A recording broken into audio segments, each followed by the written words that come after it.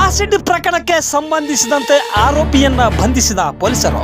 ಪ್ರಿಯ ವೀಕ್ಷಕರೇ, ಕುಟುಂಬದ ಕಲಹ ಹಿನ್ನೆಲೆಯಲ್ಲಿ ಮಾಜಿ ಪತ್ನಿ ಸೇರಿ ಕುಟುಂಬಸ್ಥರ ಮೇಲೆ ಆಸಿಡ್ ಹಾಕಿ ಪರಾರಿಯಾಗಿದ್ದ ಆರೋಪಿಯನ್ನ ಚಿತ್ರದುರ್ಗ ಪೊಲೀಸರು ಬಂಧಿಸುವಲ್ಲಿ ಯಶಸ್ವಿಯಾಗಿದ್ದಾರೆ.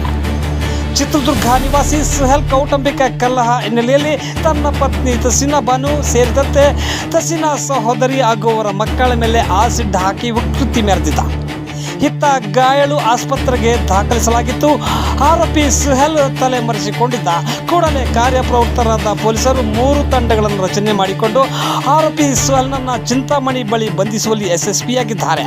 ಪೊಲೀಸ್ ಸಿಬ್ಬಂದಿ ಕಾರ್ಯಕ್ಕೆ ಎಸ್ಪಿ ರಂಜಿತ್ ಕುಮಾರ್ ಬಂಡರು ಶ್ಲಾಘಿಸಿದ್ದಾರೆ.